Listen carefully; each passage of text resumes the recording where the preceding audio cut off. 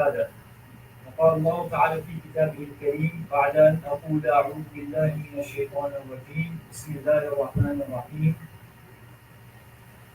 إن الله لا يضيع أجر المحسنين صدق الله العظيم وصدق رسوله النبي الكريم ونحن على ذلك لمن الشاهدين والشاكرين والحمد لله رب العالمين وبعد. Honorable elders, brothers and youngsters, Assalamu alaikum wa rahmatullahi wa barakatuh. We live in a world in which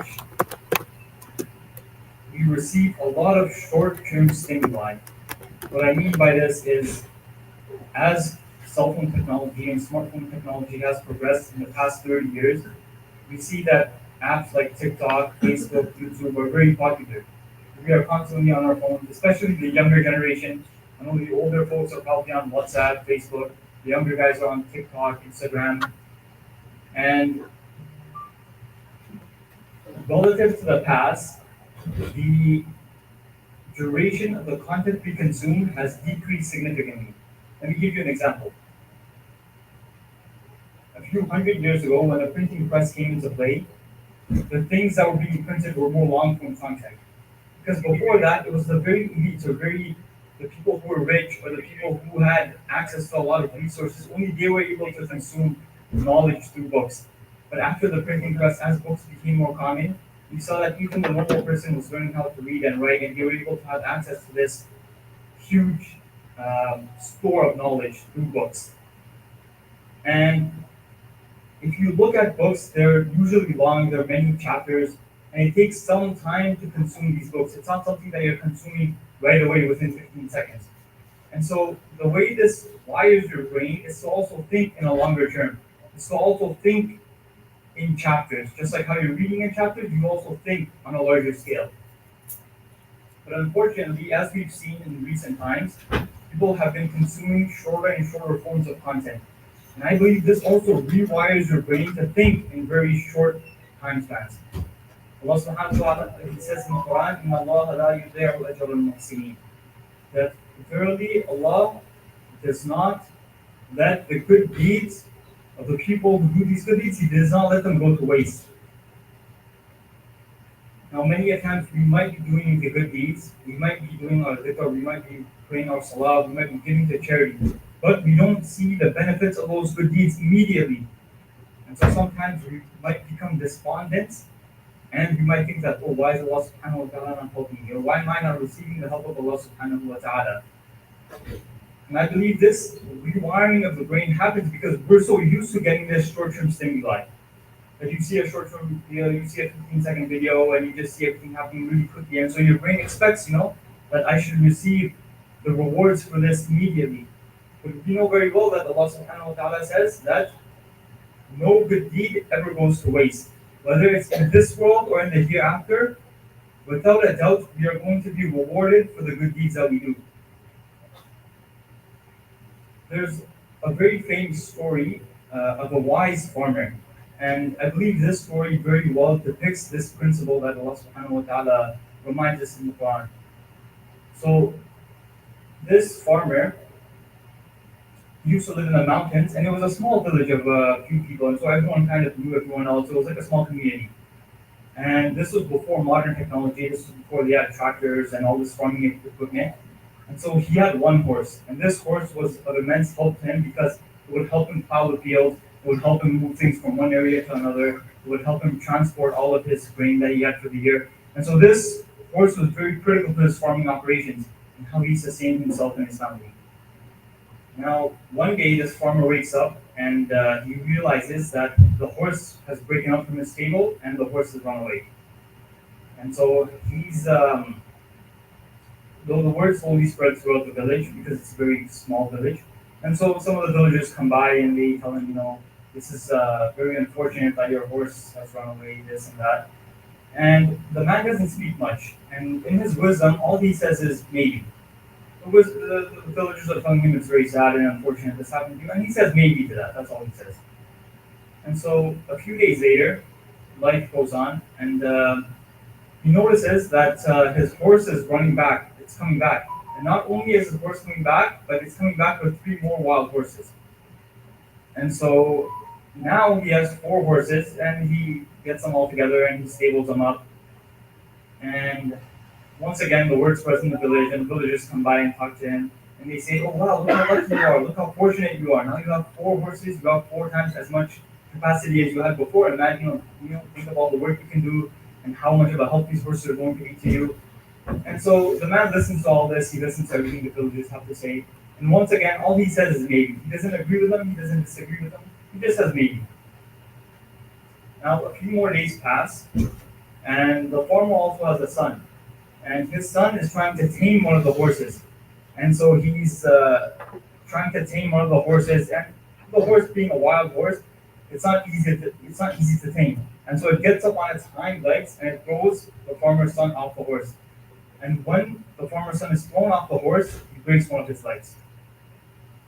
And so once again, the villagers get news of this, and so they come around to him. And they tell him, "Oh, look how bad it is that it's happened to your son. It's very unfortunate that happened. It's very sad that this happened." And once again, the farmer, in his wisdom, all he says is maybe. Right? He does not agree with them, nor does he disagree with them. He just says maybe. And so now the son, he has a cast on his leg. They took him to the doctor. They did the work he had to, get done on his leg. And a few days pass, and the country in which they were residing, a war broke out between them and the neighboring country. And so now the officers of the army are coming by, and they're going house to house, and they're enlisting every bodied able young man to go to the war. And so they come to the farmer's house, and the farmer is obviously too old to go to war, but then they see that, oh, this guy has a son. And so they look at his son, but unfortunately for them, the son has a broken leg and he cannot go off to war with them. And so the villagers get news of this again, and they come by again and they congratulate the farmer. "Oh man, look how lucky you are. We have to send our children off to war, and who knows what's going to happen to them. But luckily your son, he got hurt, and fortunately because of that he was able to spare his life and not go to war." And so once again, the farmer just says maybe. And so this series of events throughout this farmer's life just explains, or it shows us that things are not linear. Things are not, cause and effect. It's not so simple as, okay, this good thing happens and it's going to lead to this good thing. And sometimes a bad thing happens and it may lead to a good thing. And then sometimes a good thing happens and it may lead to a bad thing. But that just shows how these things are complicated and how these things are, they're not very singular in that way. And only Allah subhanahu wa ta'ala has that full insight into things, whereas we may only see one part of it. I'm sure you guys know that famous quote that people always mention, that sometimes people miss the forest for the trees. And so that's also like that same principle where, sometimes we might be only looking at that tree, but we can't see the whole forest. Whereas Allah subhanahu wa ta'ala, He has that top-down view and He's able to see how all things interact with each other. And so sometimes, because we might be so short-sighted and we might think that, oh, I did this thing or I did this good deed, but I don't see the reward for this good deed. Or I don't see how this good deed is directly impacting me in my life.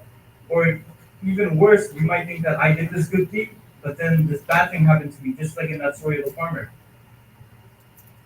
But things are way more complex than we think they are, and only Allah subhanahu wa ta'ala has full insight into these things. And that's what He says to us, and He reminds us again, that إِنَّ اللَّهَ لَا يُضِيعُ أَجْرَ الْمُحْسِنِينَ. That indeed Allah subhanahu wa ta'ala, He doesn't waste your good deeds. He will never let a good deed go to waste. Whether it is in some form in this world or in the hereafter, we will be compensated for that good deed. Not only the good deed, but also if we have good intentions. If our heart is pure, and we intended to do something good, but unfortunately there is some problem, or there was some glitch in that execution, and we are not able to execute on that good deed, even then Allah subhanahu wa ta'ala will still reward us. The Prophet sallallahu alayhi wa sallam mentions a hadith in which he says, "Ad-du'a mukh al-ibadah." He's referring to dua. Now, the reason why I want to speak about dua and some of these other forms of worship that might seem minute is because most of the times we think that these things are very inconsequential.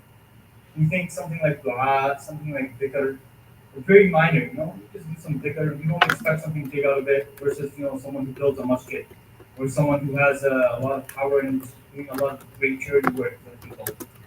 You might think that something like dua, asking Allah subhanahu wa ta'ala, very simple, or dhikr, just remembering Allah subhanahu wa ta'ala on a constant basis, very simple. But the reality is that these things are also as great as some of these other actions that we deem to be great. And the Prophet sallallahu alaihi wasallam says that dua ibadah, that dua is the essence of worship, right? Not only did he say that it is a form of worship or it is akin to worship, but he said it is the essence of worship. There's a beautiful story of Imam Ahmad rahimahullah, which exemplifies the outsized impact that something like dhikr, something like dua can have. Now, this takes place uh, many hundreds of years ago, in which Imam Ahmad ibn Hanbal rahimahullah, he was one of the greatest scholars of that time. And not only that, but he was so well known in the Muslim world, you could almost think of him as a celebrity. Because the scholars at that time, not only were they scholars, but also they were people who were looked up to in some sense by normal people. Nowadays, we have influencers on these social media sites, but back in the day, there was no internet, there was no phone. They didn't have influencers in that sense, but they did have these great scholars that they would look up to in the Muslim world. And so Imam Ahmad rahimahullah, he was one of those scholars. And he was so famous at that time that it's mentioned that after he passed away, within 24 hours, there were 1 million people who came to pray Salatul Janazah on him. And this was just 24 hours after he passed away. And you have to think that in that time, information doesn't spread as quickly as it does now. It's more word of mouth, it's more horses, it's more, from one person to another. And so even the word of his passing spreading, and then people getting that information, and then people coming to where he was buried, to pray 1 million people is a huge number. Just to put that into perspective, the population of the GTA, including all of the boroughs of the GTA, is about 6 million. And so if you just think 1 million people in that time coming to pray Salatul Janazah on a person, you can just see how famous he was. But regardless, during the life of Imam Ahmad rahimahullah, he used to travel a lot, and this was in pursuit of knowledge. And so on one of his journeys, he was traveling, and he traveled to Sham. And when he came to Sham, at that time there weren't hotels in the way that there are now, or this infrastructure wasn't as built up as it is now. So it's not easy to go find a hotel in the city here and there. And so his plan was that, okay, he's going to go to this masjid, and he'll try to sleep in the corner of the masjid, and then he'll move on the next day to his location. And so he comes to this masjid, and it's after Salatul Isha, and he prays the Isha, he does his worship, and he's about to get ready to lie down in the corner of the masjid when the security guard of the masjid comes by. And the security guard of the masjid comes by and he sees Imam Ahmad putting his sleeping bag down and trying to lie down there. And so he says to him that, look, you can't sleep here. I'm going to close up the masjid right now, and there's no one allowed to stay in the masjid overnight. And the thing is, he didn't recognize Imam. Everyone had heard of Imam Ahmad, right? But at that time, you don't know what someone looks like. Because now we see everybody on our phones or on newspapers, you can see their pictures. But at that time, they didn't have cameras, they didn't have a way to actually take pictures of people. So even though Imam Ahmad was famous and the whole Muslim world knew of him, they didn't know what he looked like. He could look like this guy, or this guy. No one knew. And also, Imam Ahmad, being the humble man he was, he didn't play that card, that, oh, I'm the famous Imam Ahmad. But he just complied with the security guard. He said, look, I understand, you have to do this. And so he went outside to the steps of the masjid, and he thought, okay, I'll just sleep in front of the masjid, by the steps of the masjid, and this should be okay. And so he's once again putting his sleeping bag down there again, and the security guard is taking his rounds. He comes by again, and he says, look, this is all the masjid property, you can't even sleep on the steps, and he kicks him out from the steps.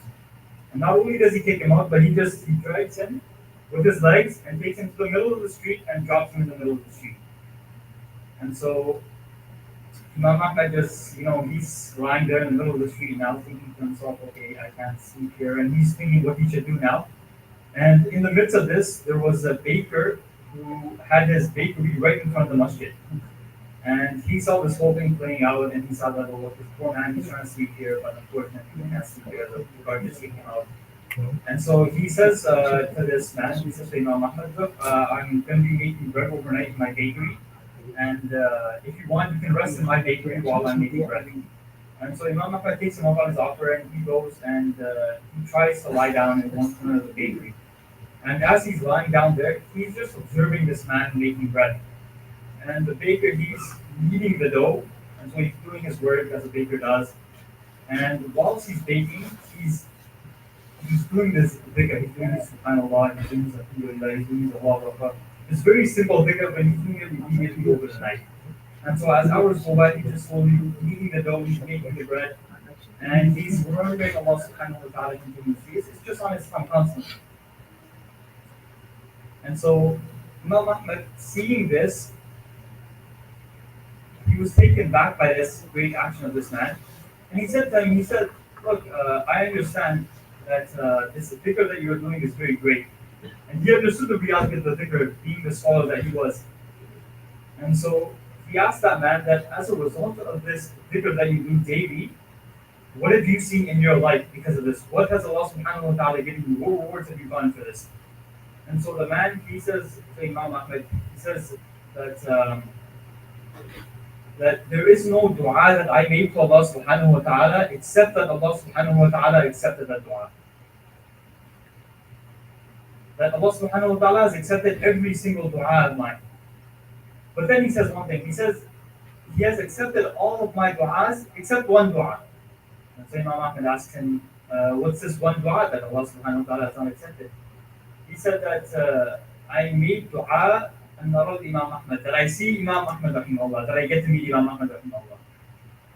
And so Imam Ahmad rahimahullah, he's just shocked by this whole thing going on. And he says to the man, he says, هَا هُوَ اللَّهُ يَأْتِيكَ بِأَحْمَدْ وَيَجُبُّهُ بِرِجْلَيْهِ إِلَى مَخْبَصِهِ. That this is Allah and all of His mighty and all His glory. That look at the work of Allah subhanahu wa ta'ala. He has brought you Ahmad, and not only has He brought it to you, but He has brought him to you, dragging him by his legs. And so, jokingly, Imam Ahmad says to the man that, look, if it wasn't for your dua, I'd be able to sleep calmly and quietly in the masjid. But because of your dua, I was dragged to the middle of the street and brought to the bakery. But this just goes to show the power of this man's dua and of this man's dhikr, right? And it's not like if you ask somebody, or if somebody else is going by, you just think, okay, look, this is a normal man. He's just a normal baker. He's not doing anything crazy. There's no crazy good deed happening here. But without a doubt, the dhikr that he was doing was so magnificent in the eyes of Allah subhanahu wa ta'ala that it didn't matter what type of dua this person made.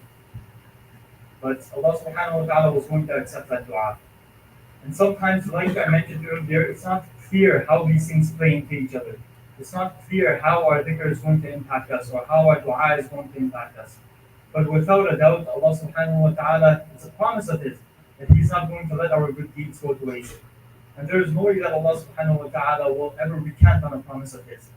And so we have to trust in Allah subhanahu wa ta'ala, and we have to hold on to this trust that even though we might not be seeing the benefits of our dua, the benefits of our dhikr, the benefits of our charity, the benefits of our salah in the immediate, without a doubt Allah subhanahu wa ta'ala will reward us for them.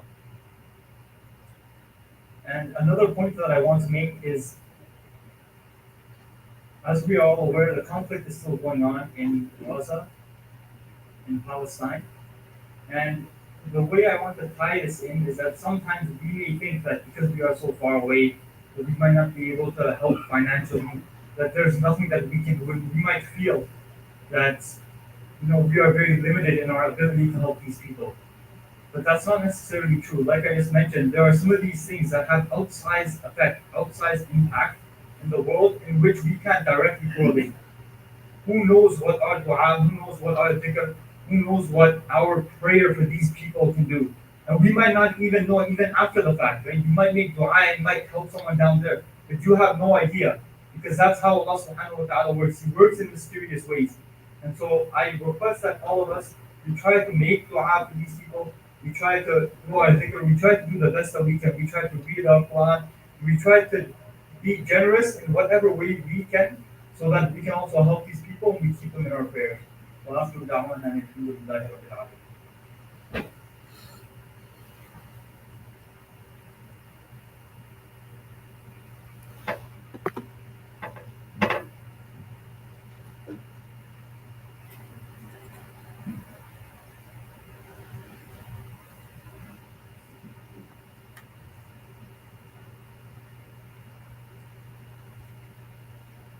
إن الحمد لله نحمده ونستعينه ونستغفره ونعوذ بالله من شرور أنفسنا ومن سيئات أعمالنا من يهده الله فلا مضل له ومن يضلله فلا هادي له ونشهد أن لا إله إلا الله وحده لا شريك له ونشهد أن سيدنا ومولانا محمدا عبده ورسوله أما بعد أيها الناس اتقوا الله واعلموا أن تقوى الله تعالى هي التي تقربكم إلى الله. قال الله تعالى إن أكرمكم عند الله أتقاكم. فتقوى الله لها فوائد عظيمة ولذلك أوصى الله بها الأولين والآخرين فقال سبحانه وتعالى ولقد وصينا الذين أوتوا الكتاب من قبلكم وإياكم أن اتقوا الله. فتقوى الله فيها خيرات كثيرة ورتب الله عليها نتائج عظيمة. قال الله تعالى يا أيها الذين آمنوا إن تتقوا الله يجعل لكم فرقانا ويكفر عنكم سيئاتكم ويغفر لكم والله ذو الفضل العظيم. وقال أيضا ومن يتق الله يجعل له مخرجا ويرزقه من حيث لا يحتسب. وقال تعالى ومن يتق الله يجعل له من أمره يسرا. ووعد الله للمتقين الجنة فقال إن المتقين في جنات وعيون وقال إن المتقين في جنات ونعيم. فاتقوا الله يا عباد الله واحرصوا على تحقيق التقوى في حياتكم حتى تفوزوا برضوان رب الأرض والسماوات وتنعموا يوم تلقونه بنعيم الجنات. إن الله وملائكته يصلون على النبي يا أيها الذين آمنوا صلوا عليه وسلموا تسليما. اللهم صل وسلم على سيدنا محمد وعلى آله وعلى الصحابة والتابعين خصوصا على الخلفاء الراشدين المهديين وعلى من تبعهم بإحسان إلى يوم الدين. اللهم أعز الإسلام والمسلمين وأذل الشرك والمشركين ودمر أعداء الدين واجعل هذا البلد آمنا مطمئنا وسائر بلاد المسلمين. اللهم إنا نسألك العفو والعافية في الدنيا والآخرة. اللهم إنا نعوذ بك من البرص والجنون والجذام ومن سيء الأسقام. اللهم ارفع عنا البلاء والوباء. عباد الله إن الله يأمر بالعدل والإحسان وإيتاء ذي القربى وينهى عن الفحشاء والمنكر والبغي يعظكم لعلكم تذكرون. فاذكروا الله العلي العظيم وادعوه يستجب لكم ولذكر الله تعالى أكبر والله يعلم ما تصنعون. الصلاة.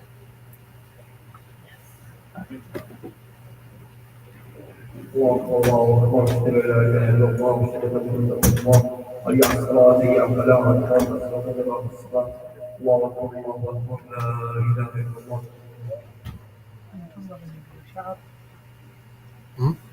شعرها وين كتقول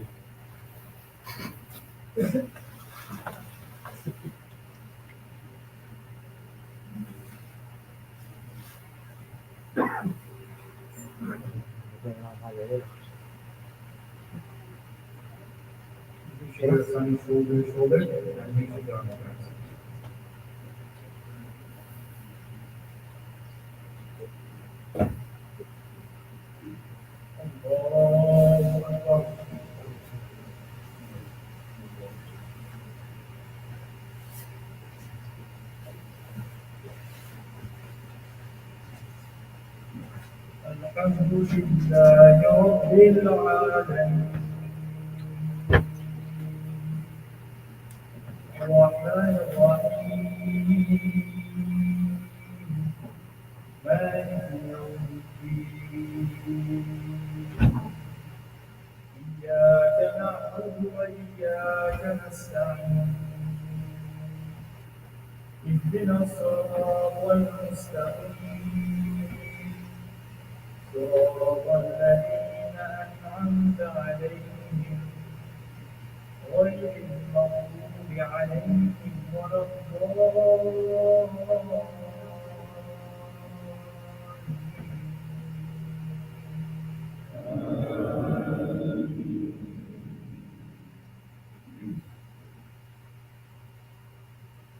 هل أتاك حديث الغاشية وجوه يومئذ خاشعة عاملة ناصبة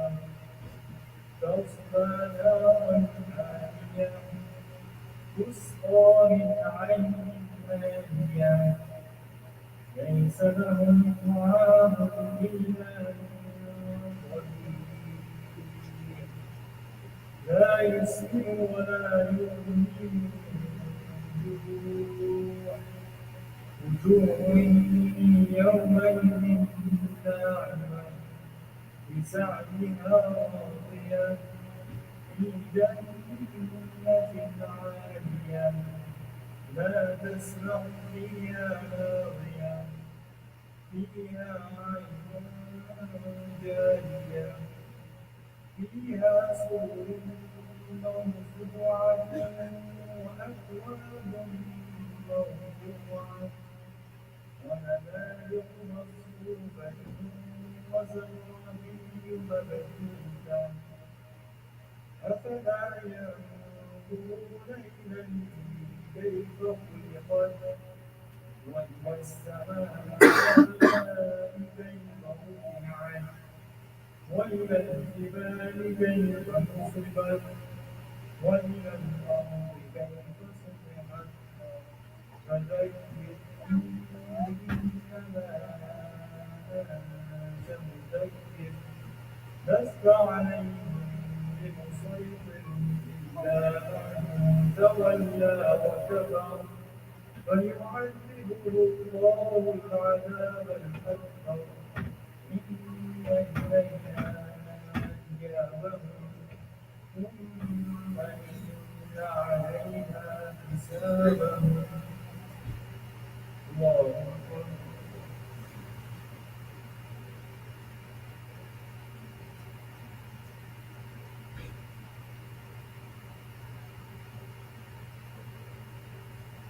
سمع الله لمن حمده الله أكبر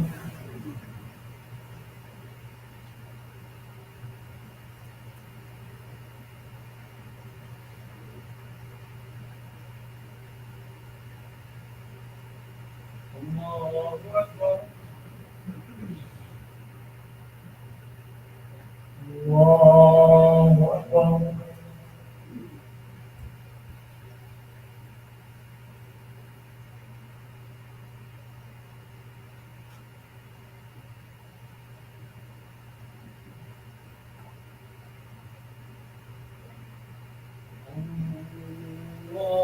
الله أكبر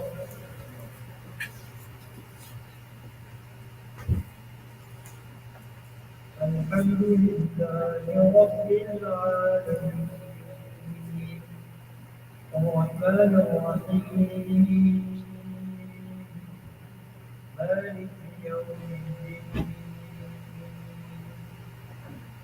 إياك نعبد وإياك نستعين اهدنا الصراط المستقيم صراط الذين أنعمت عليهم غير المغضوب عليهم ولا الضالين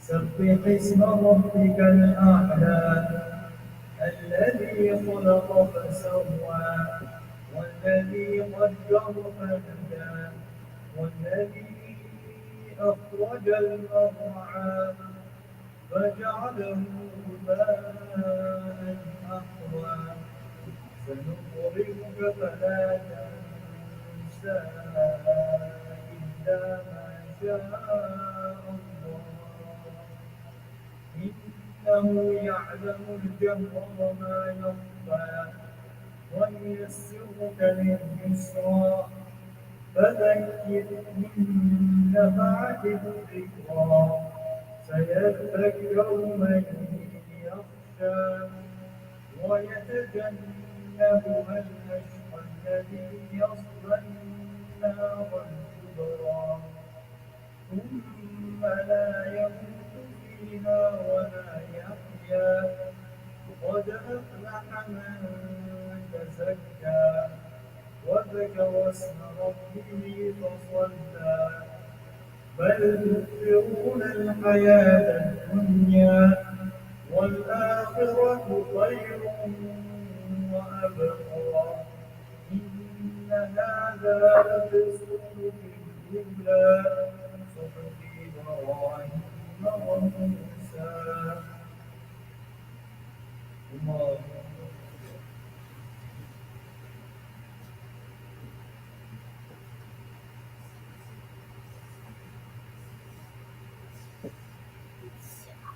الله لمن حمده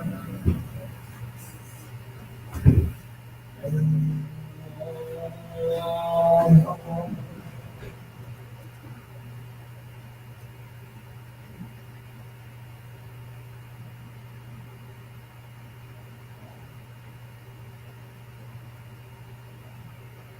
الله أكبر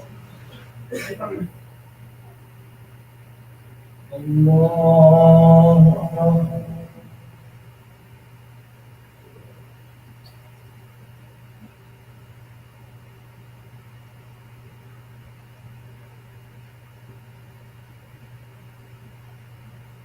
الله أكبر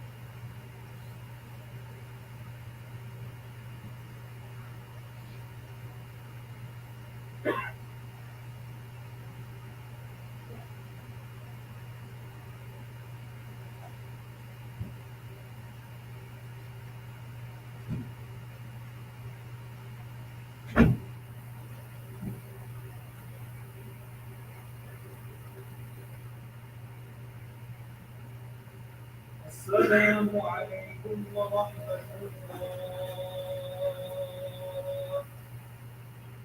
السلام عليكم ورحمة الله